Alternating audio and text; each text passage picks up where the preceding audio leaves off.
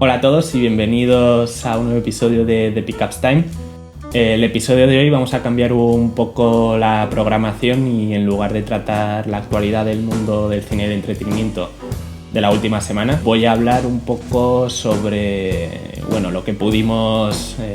vivir los asistentes al evento de Ventana hacia el Mar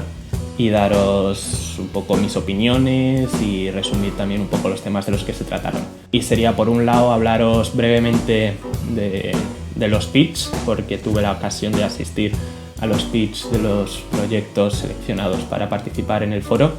y luego pues dar un poco un resumen de lo que se habló en las dos mesas redondas que se organizaron durante esta semana, que uno estaría dedicado a casos de éxito de coproducción, que es para lo que existe este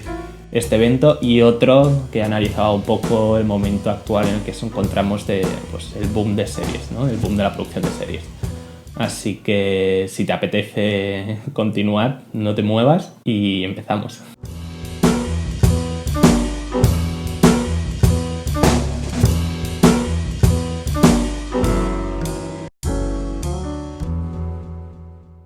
La semana pasada asistí a Ventana Cinemat, que es un evento organizado por AMA, la Asociación Madrileña Audiovisual, y que un poco tiene el objetivo de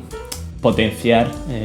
la coproducción entre España y otros países, esencialmente entre Madrid y otros países, para vender la ciudad de Madrid, la Comunidad de Madrid, como un plato internacional y atraer rodajes extranjeros. El evento estuvo principalmente orientado a tres cosas. Eran dos mesas redondas, uno dedicado a casos de éxito de coproducción y otro a series, de los que hablaremos más tarde, y el principal motor del evento era ayudar a que algunos proyectos seleccionados pudieran completar su producción aspirando a la coproducción. Para ello, este evento cada año trae a diversos países invitados, y los tres países que vinieron invitados este año fueron Canadá, Bélgica y Argentina, y se seleccionaron un total de 19 proyectos, tanto ficción como documental. En cuanto a los pitches, tengo aquí algunos apuntes que he tomado de los pitches a los que asistí. No asistí a los de documental porque no pude, fueron el lunes por la tarde, pero asistí a los de ficción. Y tampoco, para no alargar demasiado este vídeo, os dejaré en YouTube, pues por aquí,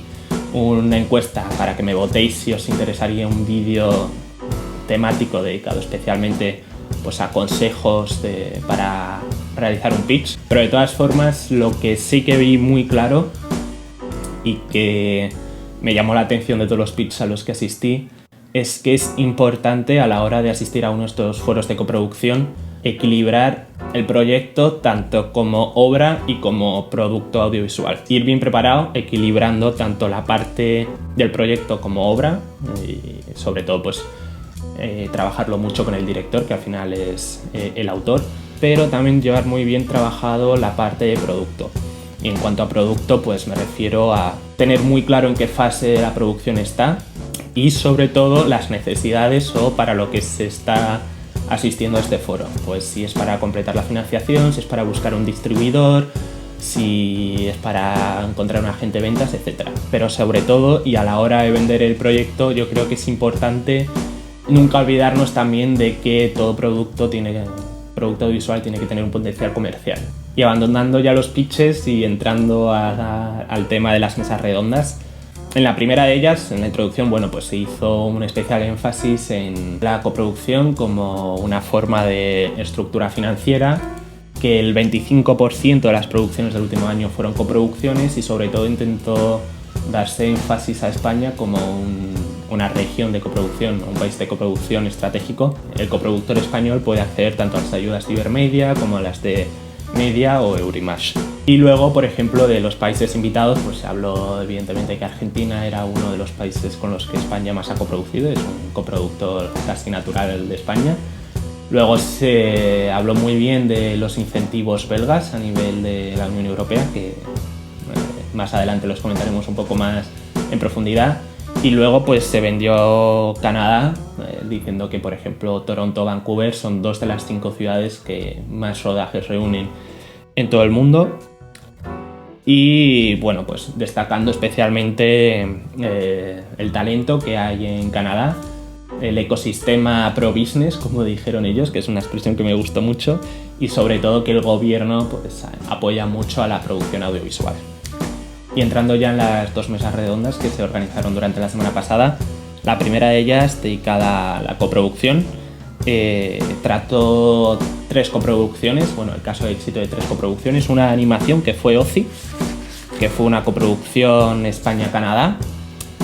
luego Séptimo, que fue una coproducción de España y Argentina, y por último Emma Peter, que fue una coproducción Bélgica-Canadá. Durante la charla pues nos describieron cómo se estructuró la coproducción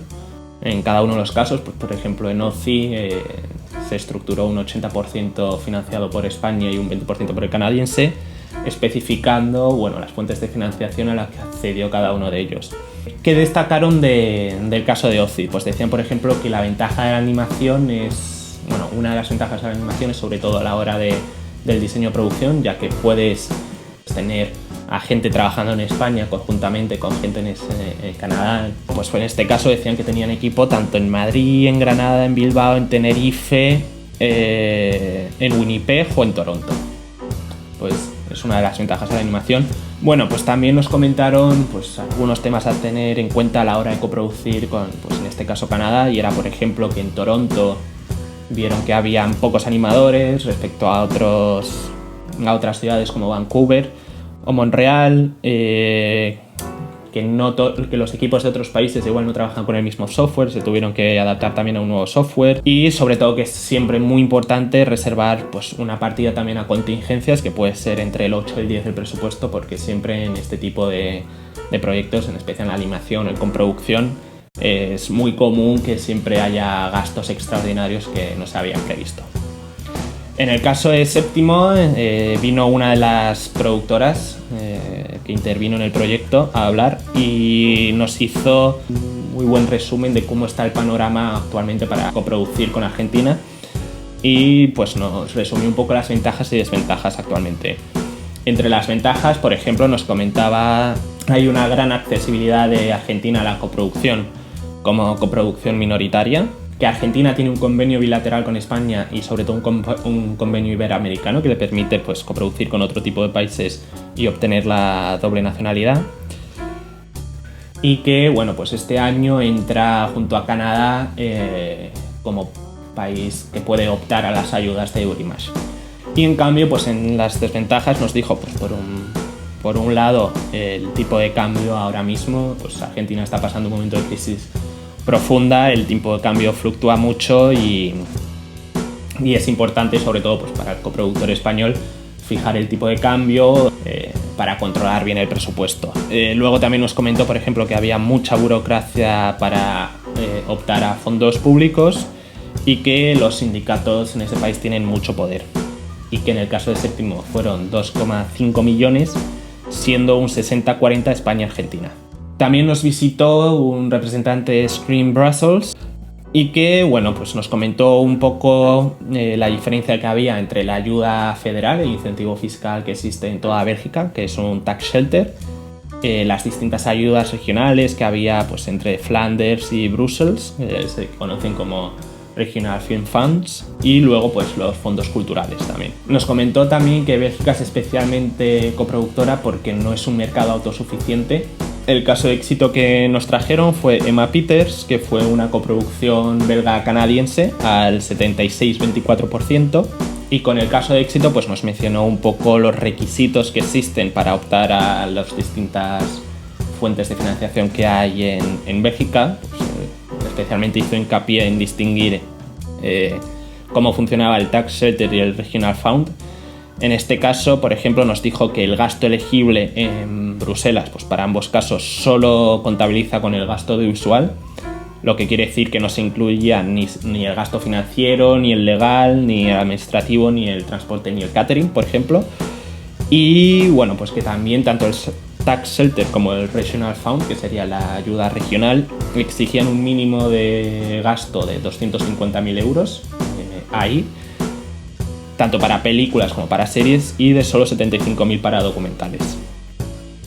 Y también era muy importante para acceder a estas ayudas tener ya el 50% del proyecto ya financiado, o sea, la financiación ya asegurada. Nos dijo también, a su vez, por ejemplo, que la diferencia entre las ayudas regionales y el tax shelter es que mientras que el tax shelter es automático y a fondo perdido, las ayudas regionales entran en estas películas como coproductores en el tanto por ciento en el que su ayuda entre dentro del presupuesto, y luego pues participa de la misma manera en el reparto de beneficios. Y para finalizar, después del análisis de estos 3 casos de éxitos y tras hablar de estos casos de éxito, pues se comentó un poco cómo afrontar una coproducción, y por ejemplo se hizo énfasis en que la coproducción es un instrumento muy útil a la hora de completar financiación y que puede surgir tanto de forma natural por la misma historia, por el propio guión, pues tanto por los personajes o por los lugares en el que tienen lugar. Y por otro lado, si no surge de forma natural por el guión, comentaban que es una coproducción solamente es interesante para proyectos de más de 2 millones de euros, por los costes extras en los que se incurre, pues de contratos, de administración, etc. Y ya para terminar, la otra mesa redonda tuvo como tema las series. Nos decía que la migración de la audiencia a la televisión al digital, ¿no?, es un fenómeno natural que está ocurriendo en Europa y en todo el mundo, y que es muy importante que estas empresas tengan una profunda transformación orientada tanto a estrategias de captación de esta audiencia, pero sobre todo fidelización.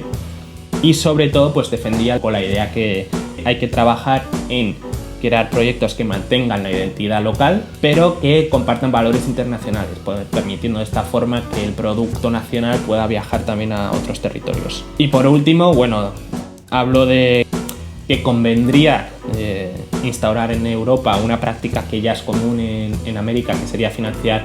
el primer capítulo o capítulo piloto de una serie para animar o para ayudar a que el proyecto salga adelante. Y se dieron una serie de datos y de cifras que voy a compartir con vosotros para que también veáis la situación en la que estamos. Comentaban, por ejemplo, que en las series de ficción en Estados Unidos, de cada 100 guiones que se escriben para una serie, solo 20 consiguen llegar hasta el capítulo piloto, solo 6 de esas 100 y esos 20 llegan a completar su primera temporada, y al final solo 2 llegan hasta la segunda temporada. Luego también compartieron los datos de la cantidad de series que se habían producido desde 2010 hasta ahora en Estados Unidos y cómo había sido esa evolución. Decían, por ejemplo, que en 2010 se produjeron 216 series, mientras que en 2017 fueron 487 y en 2019 casi 600 series tan solo en Estados Unidos. Otros datos que nos dieron, por ejemplo, fueron que desde un poco la perspectiva del crecimiento de la producción de series en distintos medios, en distintas plataformas, entre 2010 y 2017 la televisión de cable había aumentado un 136% su producción, los canales de televisión premium habían aumentado un 60%, el abierto tan solo un 29%, mientras que las OTTs desde 2017, desde 2010 hasta 2017, habían aumentado un 2.550% la producción de series. Lo que evidencia que un poco la tendencia de aquí hacia el futuro va a ser sobre todo la producción, ¿no?, directamente para estas plataformas. Que comentaban también, es verdad que se está produciendo muchas más series, pero la cantidad de horas de contenido acaban siendo las mismas. Y nos daban también una serie de datos muy interesantes. Nos decían, por ejemplo, que en la década de los 50 cada serie tenía aproximadamente 53 episodios por año y que una temporada solía rondar las 35 horas totales de contenido. Por otro lado, nos decían que 2001, y ponían el ejemplo de Lost como el proyecto que empezó a cambiar la tendencia, las series ya redujeron sus horas a 24 horas tan solo por temporada, y que actualmente ya se está hablando de entre 6 y 8 horas por temporada. Y también dieron un dato muy interesante, y es que mientras que en 2014 solo un 25% de toda la ficción de series se producía fuera de Estados Unidos, ahora en 2018 ya estamos cerca del 45%. La pregunta del millón, y la pregunta más importante que se habló durante esta segunda mesa redonda, fue que si había sitio para todos. Y lo que nos decían, y como hemos visto antes, es que no hay que mirar tanto la cantidad de series que se están produciendo, sino el número de horas. Un tema que también se trató y que me parece muy importante es que las productoras tienen que tener un papel mucho más activo en el panorama actual y en lugar de mirar en el corto plazo tienen que intentar centrarse en diseñar el futuro. Y por último, en cuanto a públicos, el mensaje más importante que quedó después de la mesa redonda fue que mientras hace unos años se producía únicamente para el público local, ahora la tendencia era para producir para el público internacional. Pues se dieron casos de series españolas que han tenido un éxito internacional reconocido, como podían ser La Casa de Papel, como podía ser Élite, etcétera, y que pues un poco también con lo que comentábamos antes de François, que es que hay que mantener la identidad local, pero apostar también por valores internacionales y conseguir así pues que el proyecto viaje y se venda en otros territorios. Y bueno, esto ha sido todo. Y como siempre, recordaros que podéis seguirme a Twitter, que por ahí intento ser poco a poco más activo, compartir tanto las noticias que comentamos, etcétera, como pues también intentar hablar con vosotros, que me podéis seguir también en LinkedIn como Lucas Lelieur y sobre todo en todas las plataformas de podcast como de Pickups Time. Espero que os haya gustado, muchas gracias por haber estado ahí y nos vemos la semana que viene.